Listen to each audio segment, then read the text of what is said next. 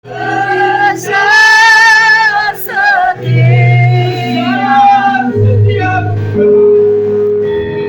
besar setiamu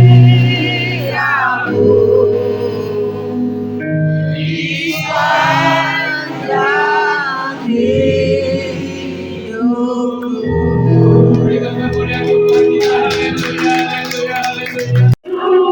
Perlindunganmu tak satu kuasa untuk pisahkan aku dari kasih-Mu. Bapa, ajarku selalu hormati-Mu. Ajarku selalu perintah-Mu, berikan ku hati untuk menyembah-Mu dan bersyukur setiap waktu, seperti Bapa sayang anaknya. Demikianlah Engkau mengasihiku, Kau jadikan biji mata-Mu, Kau berikan semua yang ada padamu. Seperti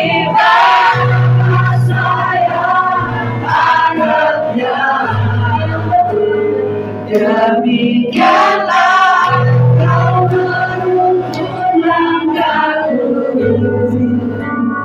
hari depan indah Kau beri, rancangan-Mu yang terbaik bagiku, seperti Bapa sayang anaknya. Demikianlah Kau mengasihiku, Kau jadikan biji mata-Mu, Kau berikan semua yang ada padamu, seperti Bapa sayang anaknya. Demikianlah Kau menuntun langkahku, hari depan indah Kau beri, katakan rancangan-Mu yang terbaik bagiku, rancangan-Mu Tuhan, rancangan-Mu yang terbaik bagiku, rancangan-Mu Tuhan yang terbaik bagiku. Mari kita sembah Dia, angkat hatimu, angkat suaramu. Sikarabaya-rabaya-se, kami sembah Kamu. Kami minta hadirat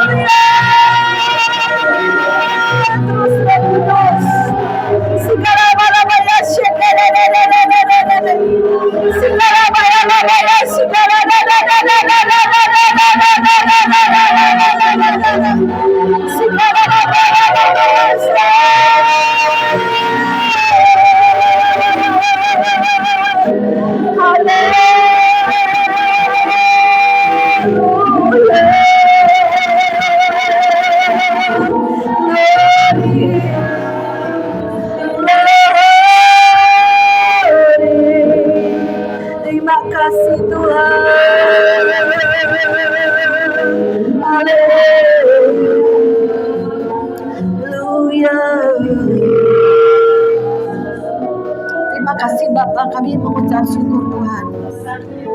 Jika Engkau sudah pelihara kami sampai hari ini, kami boleh ada sebagaimana kami ada sampai hari ini Bapa, karena kebaikan anugerah perlindungan-Mu Tuhan.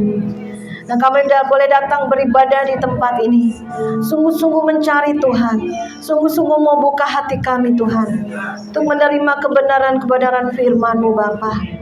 Dari bangku yang depan sampai ke belakang, dari yang kiri sampai ke kanan, Tuhan biarlah cengkeram dengan roh-Mu Tuhan, sehingga setiap firman yang disampaikan jatuh kepada tanah hati kami yang subur, sehingga setiap benih firman-Mu ini biar bisa berakar, bertumbuh dan berbuah-buah lebat. Terima kasih Tuhan. Kuasai hati pikiran kami, fokus kepada firman-Mu. Di dalam nama Yesus kami sambut firman-Mu. Yang percaya katakan amin. Jangan duduk dulu Bapak Ibu sekalian. Jangan dulu berat pantat. Kita haleluya ya, biar semangat, amin. Saya geram kalau gerejanya dingin, gerejanya lesu, ya, suam-suam. Hidup enggak, mati enggak, saudara. Mau begitu? Enggak ya? Harus on fire, menyala-nyala. Kedatangan Tuhan sudah dekat. Kita harus jadi 5 gadis yang bijaksana, bukan yang bodoh. Tidak ada siap persiapan, tidak ada minyak, pelitanya hampir padam. Ke gereja cuma sekedar karena hari Minggu kamu orang Kristen, duduk terus pulang lupa. Ya Tuhan gak mau seperti itu, tapi kita harus on fire, menyalanya lah. Kita haleluya 3 kali ya. Yang semangat kasih hadiah loh.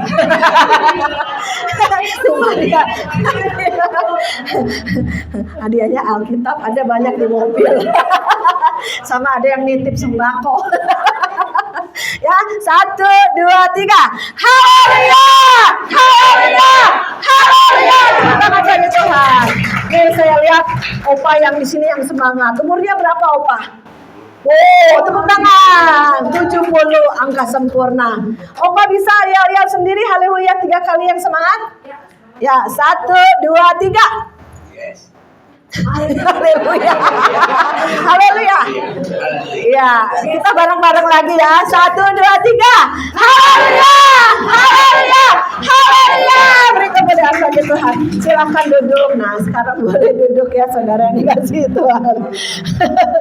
Saya percaya kalau setiap kali kita datang beribadah ke rumah Tuhan, harus ada sukacita, harus ada semangat, harus ada roh yang menyala-nyala.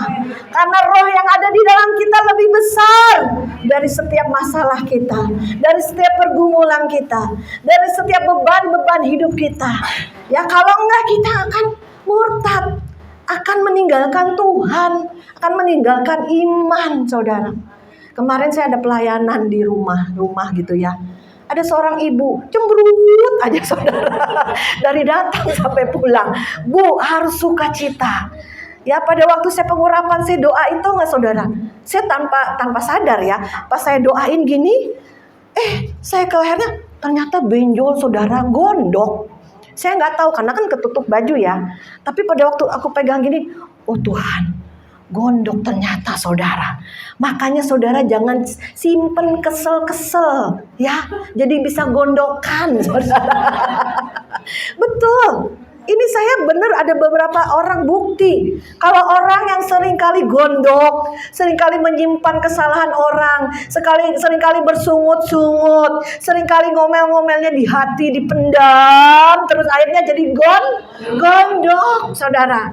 Kesel sama seorang nggak bisa ngomong, gondok aja di sini. Ternyata aku pegang situ bener, ibu itu pendah dari awal kebaktian sampai akhir tuh cemberut saudara.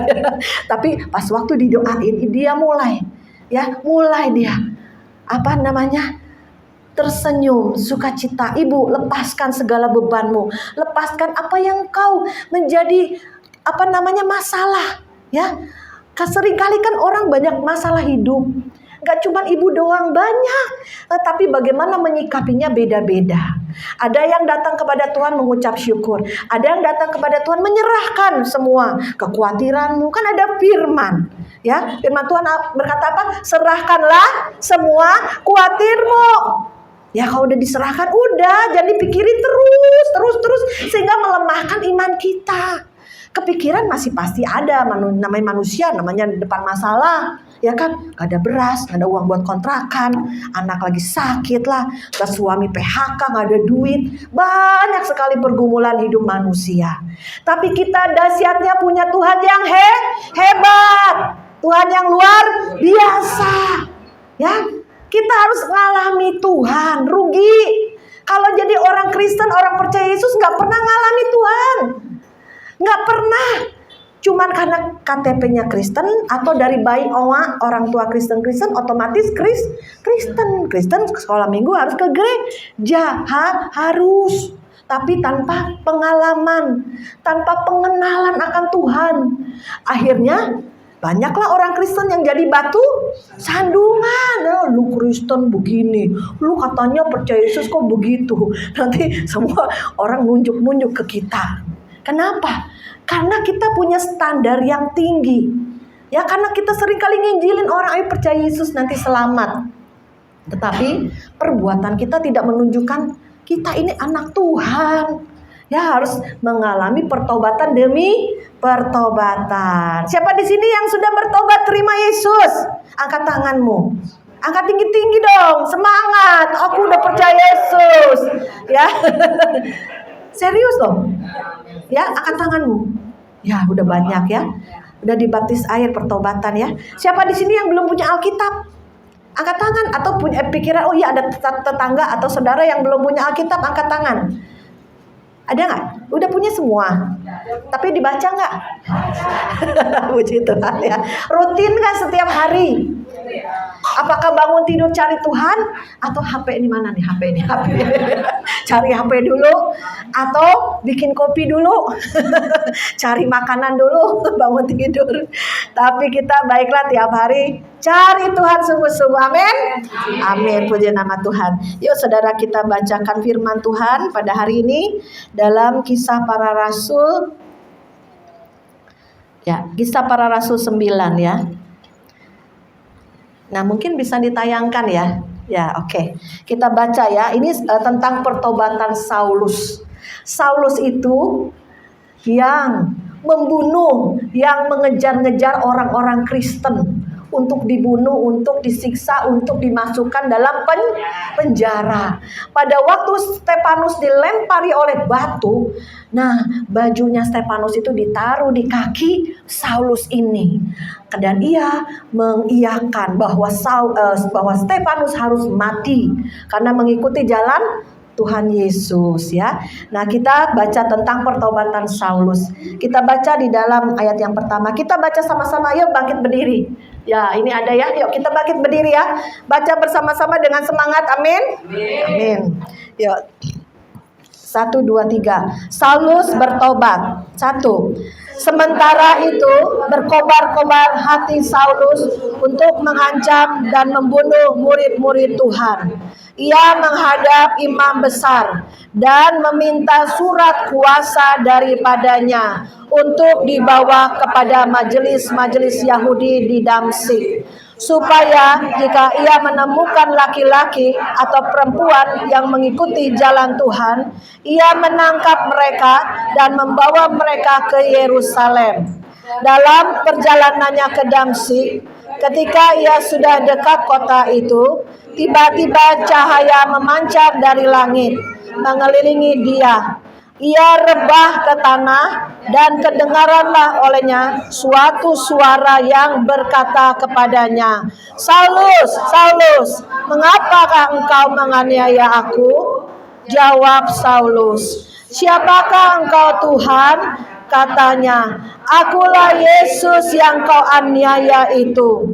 Tetapi bangunlah dan pergilah ke dalam kota. Di sana akan dikatakan kepadamu apa yang harus kau perbuat." Maka termangu-mangulah teman-temannya seperjalanan, karena mereka memang mendengar suara itu, tetapi tidak melihat seorang juga pun. Saulus bangun dan berdiri, lalu membuka matanya, tetapi ia tidak dapat melihat apa-apa. Mereka harus menuntun dia masuk ke Damsyik. 3 hari lamanya ia tidak dapat melihat, dan 3 hari lamanya ia tidak makan dan minum. Di Damsyik ada seorang murid Yesus bernama Ananias. Firman Tuhan kepadanya dalam suatu penglihatan. Ananias, jawabnya, "Ini aku Tuhan." Firman Tuhan, "Mari, pergilah ke jalan yang bernama Jalan Lurus, dan carilah di rumah Yudas seorang dari Tarsus yang bernama Saulus. Ia sekarang berdoa, dan dalam suatu penglihatan ia melihat bahwa seorang yang bernama Ananias masuk ke dalam dan menumpangkan tangannya ke atasnya supaya ia dapat melihat lagi." Jawab Ananias, "Tuhan, dari banyak orang telah kudengar tentang orang itu, betapa banyaknya kejahatan yang dilakukannya terhadap orang-orang kudus-Mu di Yerusalem. Dan dia datang kemari dengan kuasa penuh dari imam-imam kepala untuk menangkap semua orang yang memanggil nama-Mu. Tetapi firman Tuhan kepadanya, "Pergilah, sebab orang ini adalah alat pilihan bagiku untuk memberitakan namaku kepada bangsa-bangsa lain, serta raja-raja dan orang-orang Israel.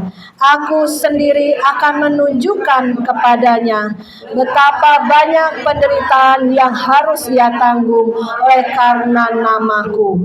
Lalu pergilah Ananias ke situ dan masuk ke rumah itu. Ia menumpangkan tangannya ke atas Saulus. Katanya, "Saulus, saudaraku, Tuhan Yesus yang telah menampakkan diri kepadamu di jalan yang engkau lalui telah menyuruh aku kepadamu supaya engkau dapat melihat lagi dan penuh dengan Roh Kudus." Dan seketika itu juga terlalu banyak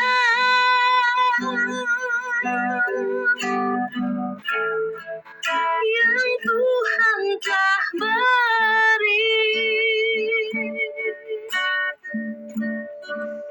kapan mungkin ku balas dari apa yang ku buat semua para subscriber yang membantu menyumbang di Lumbung Pas Agape.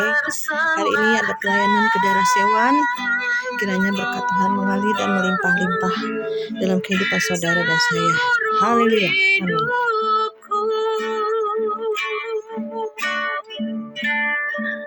Terima kasih buat para subscriber Pas Agape. Biarlah berkat-berkat Tuhan mengalir kepada jiwa-jiwa anak-anak Tuhan, hamba-hamba Tuhan yang berkekurangan. Dan hidup kita boleh menjadi berkat bagi banyak orang. Terima kasih, God bless you. Tuhan membalas semua kebaikan saudara. Melalui Lumbung Yusuf Pas Agape, biarlah hidup kita boleh menjadi berkat. Haleluya. Amin.